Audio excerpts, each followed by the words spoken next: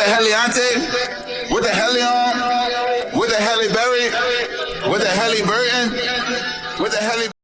You ain't able. Ooh, she gon' be like, I got it. Pull $1,000 out of side pocket. Ooh, that little bit of bank you tried to buy. Stop it. Bottles on me, the cork look like a skyrocket. Poppin', ooh, she don't want to drink, she want the rent paid. Ooh, she don't pay for nothing, she just get paid. I like that. She don't even need me to try. She pull up in the Rari with the roof up. I'm just buying drinks, you're doing too. They don't know how to even get a girl for real these days. Like, it's no gentleman. That's why when we was like, do you have to, like, it's not enough gentlemen. And that's how you get a girl, being a gentleman, pulling her chair out, opening her door, sending flowers. They don't gotta be the most expensive flowers, but let her feel like she's important to you and you are interested in her, and it ain't just about, because that's easy to come by, but that's why don't be having good luck, because you want to just. Oh yeah, I always used to tell my friends that were chasing women. When I used to date a lot of women, I used to be able to see like their DMs, like what was going on in their lives, and I used to be like, do you know how many guys DM women a day? So like for them, it's access whenever they want to guys if they need. I think it's funny because modern women, they want a man to lead, but then they don't want him to lead. Like they want him to provide, but don't be the sole provider. You know what I mean? Like it gets real confusing because you're never really ever sure exactly what they want. And so if men have to like continue to like try to guess what you want, how is that appealing? You could be out here giving somebody your money and they'd be like, so what is it that you actually want? I would love to do business with you, but what is it that you're actually looking for? And I think that's what most men struggle with. They don't actually know what a woman wants. These modern women. It used to be that you can get a read on what they're looking for, but nowadays it's a little bit more difficult. I value men ignore women because we're actually busy. Drives the woman insane. That makes her want him even more because he has a purpose outside of her. He's saying, my life comes before yours. Women only love a man that makes her a part of his life, not his entire life. And if a girl can't get a hold of me for a couple hours, oh well. This is the kind of advice responsible for the male loneliness epidemic. Here he is advising men to ignore women when that's actually the quickest way to get blocked. These men are lonely because they're taking advice from other lonely men, telling them to ignore women, telling them to ask women questions like, what do you bring to the table? Rate yourself from 1 to 10 and don't say 7. How much do you weigh? You're advising single men to tell a woman what to wear on a first date to see if she's teachable, if she takes direction well. You're telling single men if you had a great first date, but she doesn't sleep with you, that means she used you for a free meal. They're out here giving each other horrible advice and then blaming women for it. These men are single and lonely because they refuse to evolve and they refuse to change. Doing the same thing over and over again and expecting a different result is the definition of insanity. What's going on, fellas? Don't forget to like and subscribe to the channel. Leave a comment down below. Let's get back to the video. You know, and it's funny that these modern women say that a man has a sellout. Because, say for instance, modern women aren't really ever fully into the man. They're just not. Right? It don't matter if the man is rich, even for the 6 foot, 6 figure, 6-pack, they're never really fully into that man. So a man can say, hey, I feel like I want a man who initiates. Okay, cool. I feel like I want to go over here. I want to do this. I want to do that. What are you thinking? Fantastic plan. She might put that in the group chat. In the group chat, which is a bunch of women, a lot of times who ain't got no man, just single and lonely. Oh, do you really want to go there? Does he really respect you if he's going to do X, Y, and Z? Oh, I don't know, girl. And then that's when you start acting stupid. You go back to him talking about, I don't know if I really want to go there anymore.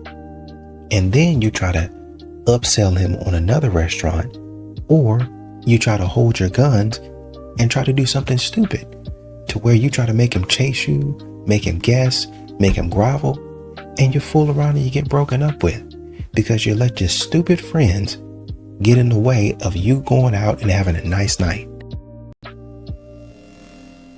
Nice guys finish last. I'd say they don't even get a spot in the race. No, I think nice guys win at a certain time and at a certain age. That sounds like they do finish last with extra wording. I think it takes a nice guy, good foundation, and then meeting a girl at that time who's like, I'm looking for certain qualities for the rest of my life. I wanted to make this video to try and translate this message to women. This is how a man will interpret this. He has to wait his turn while you go off and have all these different relationships with other men. Because what he offers right now, which may be a good foundation, is not something she's accommodating on her current relationship timeline. During this time, she'll have an endless string of possibly bad relationships with plenty of drama and toxicity. When you're finally done playing games, you're going to show up on his doorstep with an endless baggage of trauma for him to unravel and deal with. I've sometimes heard women say, if you can't handle me at my worst, you don't deserve me at my best. This is kind of a similar scenario. You didn't want him back then, so can you see how unfair it is to expect him to want you now? A relationship forming is only dependent on when it suits her.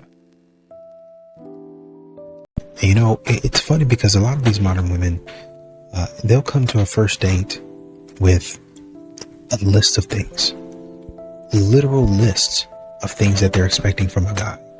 I want you, I want you, I want your therapist. I want the exact number. I want the exact number of therapy sessions that you've gone to within the last 3 weeks. How long were they? What object lessons did you learn from that? Which the object lessons I really don't have a problem with, but they want to grill you on the questions that they want to know. But all it takes from you is one question, 2 questions, one question actually. Let me jump it back down to one question. What do you bring to the table? And then the date is over. They didn't ask you about your family history. And then one question is like, oh yeah, you're pretty thorough. Now, let me go ahead and ask you. What do you bring to the table? Oh man, it's... Question for you guys. Black men, do y'all think that black women tend to have more lenient or easier dating standards on white men than they do black men? This is something that I've heard quite a bit. I've had a lot of men complain about this and say, hey, when it comes to me, I gotta be at least, 6 feet tall, have X amount of money in the bank, preferably have a particular career, I have this car, whatever, like there's all these qualifications. But then I may see that same black woman with a white dude a few months later and he's barely 5'8". You know what I mean? It's like, what are these standards? So I've heard this multiple times. I can't say I have a perfect answer on this. I mean, I have my theory based upon some research that I've done, but I'm just curious in your own experience, like, do you feel like the standards that black women that you've dated are on you are higher, and then those standards loosen when those ladies, or if they decide to ever date and marry out? I'm curious your thoughts on this. And I venture to say that a lot more men would kind of move out of the realm of being afraid of rejection if there wasn't, as they perceive it, teeth behind the rejection. What do you mean? Man can walk up to you and say, "Oh man, I really like your energy. I really like your aura, man. You just something about you, man. You're just magnetic." What? I was just saying that, with the way that you act, seem like you're a fun time. Seem like you're a good person to hang out with. Was trying to see if you would like to go out to dinner. Oh, and just say that. I was. That's what I was saying to you, stupid. Stop acting silly. Stop acting like a loser. Stop trying. And that's the point. A lot of these modern women are trying to be offended. They're trying to be. They're trying to find ways to. You said I was what? I just said you was pretty. That's all. That's literally all I said. I said you look good. I said I liked your shoes. That's it. Man, I really like that dress on you, man. That looks nice, man. That blue is your color. Huh? You looking a little bit too hard. I mean, you're standing in front of me in the grocery line. So yes, I see you. Are you okay? Stop talking. Do not invite your boyfriend to a girl's event. Don't get me wrong, like when it's me and my man, I be excited. I want to spend time with him too. But baby, if my homegirls call me and she say, oh, let's go out, let's go to brunch, or let's go to a party or whatever, I'm not going to just jump out there and invite my homeboy, especially like vacation, stuff like that. Do not, if this is an all girls thing, just even if you have this thing where it's my man is coming with me, just stay home, honestly, because nobody's trying to get you to do things that you in a relationship should not be doing. We just don't want to be around him. I'm sorry, you can do things outside of your relationship for a second.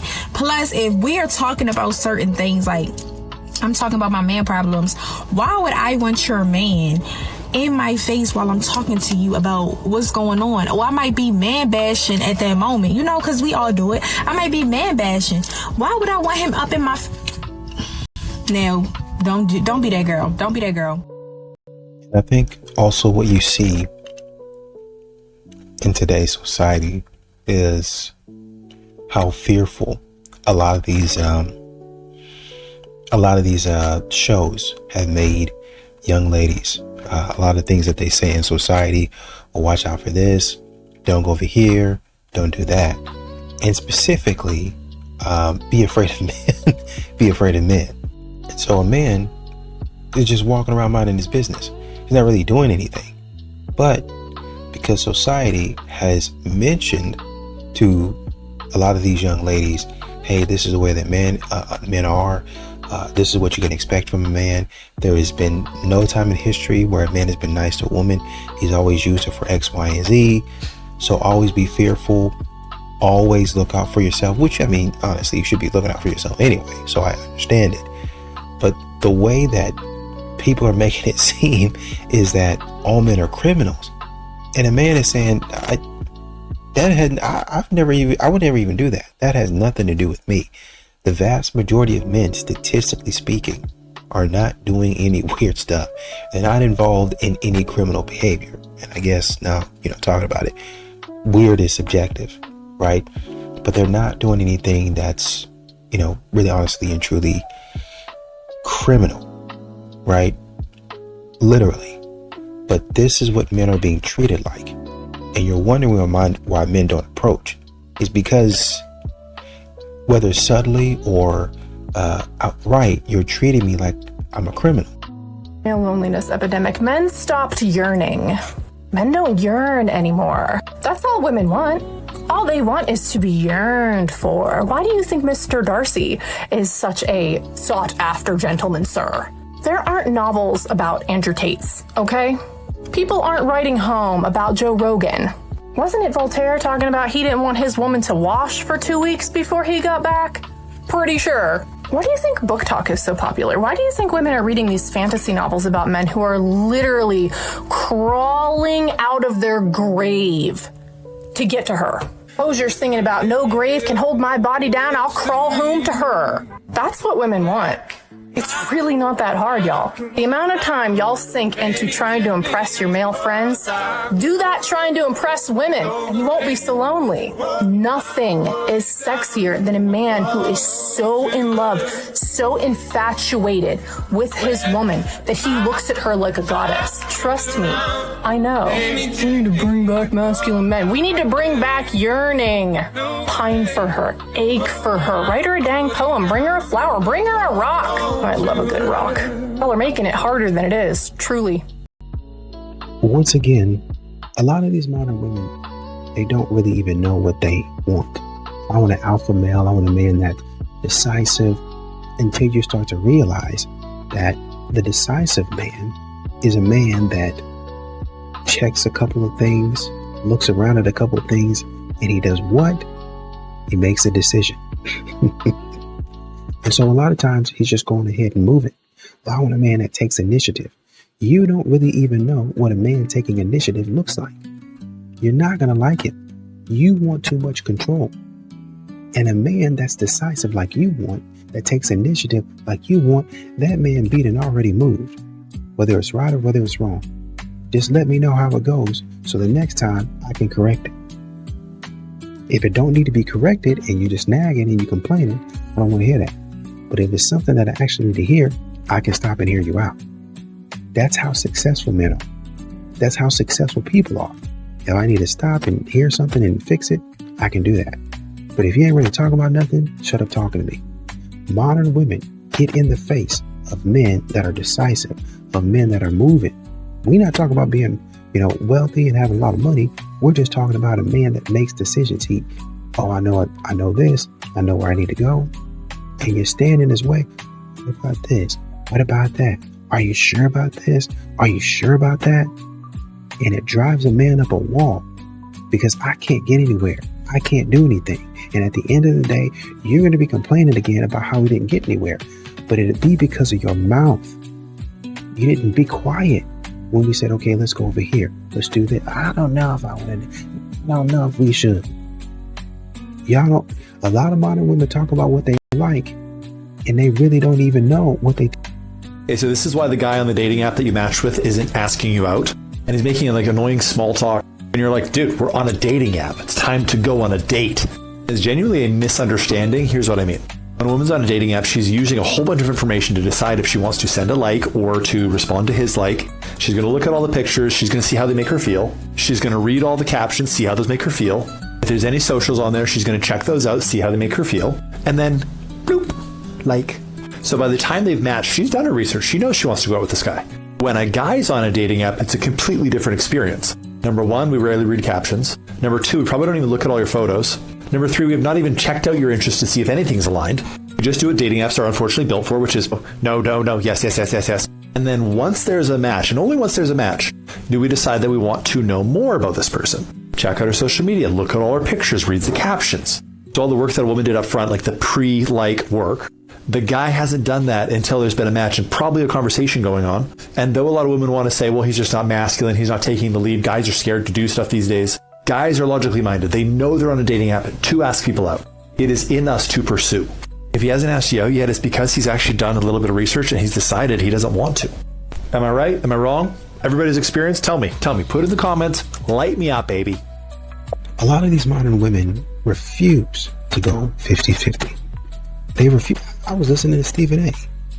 The other day, and I think he was doing an interview with I want to say Shannon Sharp, and he was talking about all of the things that he brought to the table. And he was like, man, if I'm walking in and I'm having to cook, after all of the things that I bring to the table, I'll take you out to eat. I'll take you out to eat.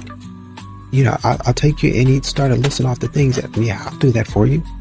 But if I have to come in after doing all of that and cook, what do I need you for? And that's the thing a lot of men are asking. You don't have any money. I'm still going to ask the same question. If I have to go out there and bust my behind, because the work's going to be the same. The work is going to be the same.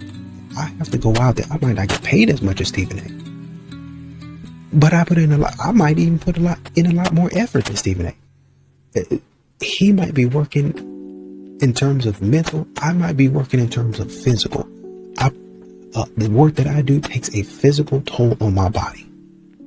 And so if I'm putting my body on the line, he puts his mind on the line or whatever. If we're doing that, but in different ways, we're going to ask the same question. Because the sacrifice is going to be the same. The mental effort, the physical effort is going to be similar. And so I'm going to arrive as a man at the same conclusion. And that's going to be, what is it that you're bringing to the table? I'm telling you, they don't understand. You're going to run into that same question at every level. And the only difference between a man that you think is a lower level and the man that you think is a higher level is that man's going to sit there and look at you. Did I stutter? No. When I was dating and started being ruthless about filtering for people with these values, it made my dating life so much better. Number 1, emotional intelligence. This is top. This means that they understand their own emotions and therefore they can understand yours. They have coping skills. They're willing to feel their difficult emotions instead of constant distraction or avoidance. Number 2, congruency. They just make sense as a person. Their words and actions align. They're consistent from one day to the next. They don't get distant after intimacy with you. Dating them is not confusing. Number 3, self-awareness. They understand themselves and how they exist in the context of the world. They understand how their actions and behavior affects others. They understand their own behavior, motivations, and feelings. Number 4, curiosity. They seek to understand and know deeper than the surface level. They genuinely want to get to know you and they're active listeners. They make you feel seen, heard, and cared about. Number 5, thoughtfulness. Put simply, they always take other people into consideration. They listen and they remember things about you. They make an effort to think through things ahead of time. Number 6, transparency. This is such an underrated trait, but dating someone transparent means what you see is what you get. They're open about their life, their intentions, and their interest in you. If they had a great time with you on a date, they'll tell you. If something difficult happened in their life and it's affecting their emotional state or ability to spend time with you, they'll let you know. They won't leave you wondering about what's going on with them or where you stand with them. I want to know from you, which value would you add to this list? I dumped the man of my dreams yesterday because he stopped acting like the man of my dreams. I asked him to do one simple thing, which was communicate with me more, particularly because he lives all the way on the East Coast and I'm in LA right now. In the same day, he left me on red for 24 hours. He got back to me and was like, "Oh, so sorry, I was at a Celtics game." And that was the end. This is the lesson I want all women to learn. When you realize that what you want is no longer being served, you have to be willing to get up and walk away. Only women who don't have the confidence negotiate their non-negotiables. She told that man and made it clear to him, I need better communication. And that man tested her by not communicating with her for 24 hours and then thought he could just pop up with a lame excuse. I went to a game. A game is like 3 hours. What were you doing for the other 21? No, he wanted to see how serious you were about what you said. And she let him know, I'm serious enough to leave you when you don't do what you know is a requirement for me. She could have easily just went with the flow. They could have dated for another year and a half. He could have popped the question. They got married, had a baby, and then years down the line, they're going to break up for the same thing that she saw early on when she was dating. Instead of being his girlfriend complaining that he doesn't communicate, she'd just be his wife complaining about it. This is how women end up in situations where they've been asking the same thing from the same man for years. If you can't change the man, change the man. No begging, no pleading, just leave. Your absence will teach him more than anything you could ever say. 7 dating standards that are the bare minimum if you're looking for a healthy long-term relationship. By the way, I'm Lauren and I dated in the Bay Area for 10 years and went on hundreds of dates before meeting my husband, and I'm here to help you learn from my dating mistakes. The first standard is regular in-person dates that feel relatively easy to schedule.